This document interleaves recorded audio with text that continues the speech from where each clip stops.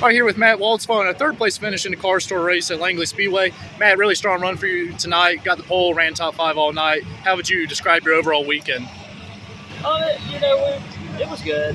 We definitely would have liked to run a little better in the race. We just ended up getting a little too tight there in the long run. So I can't complain but so much to come out here and sit on the pole and have a good run and top 3 here in the car store. It's always good to have a good solid weekend. But I really thought we had the car to win the race after qualifying, because typically I don't qualify that well here for whatever reason. So most times if I end up on the pole, it's probably going to be a pretty good night. So a little bit of disappointed there, finishing third, but congrats to Chase and those guys. They hung on there and got it done at the end. But I just can't say enough about all these guys. Everybody worked their butts off all weekend, Thursday, yesterday, today, and I got to thank Waltz Engineered Sales, DAFCON Incorporated, Full Caliber Construction on the deck lid here with us. But Banks Racing Engines, Forest Rounds Racing Chassis, just everybody here that helped make this thing go. How did it try to change after the rain throughout the night?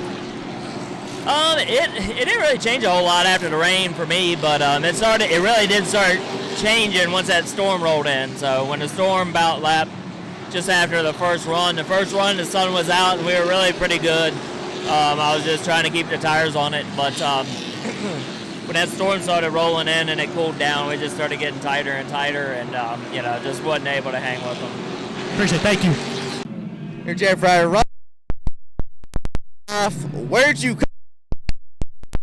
Very end. I was everywhere. I knew I was going to be running out of laps getting there. We were terrible to start off with, and we made a good decision to come down early on one of them cautions, change the rear shocks, and and put some Packers in the front because it was dragging really bad. And that thing just come to life. When it got heat in the tires, it was hooked up, and I had a lot of adversity to fight there. I passed 6 or 7 cars, and Donovan got dumped in front of me down there, then lost everything, and had to come back. So luck finally started working out for me at the end. Caught the cone on the right time, got up there, and then was able to start on the outside there, one of the restarts, and compete for a win. So that was, if you'd have told me that at the beginning of the race, I'd have called you a liar.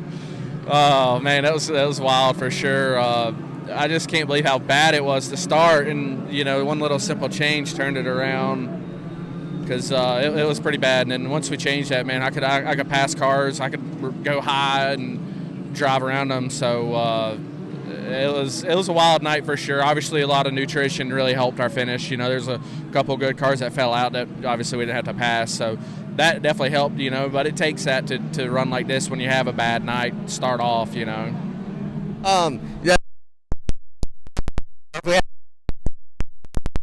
For the 00?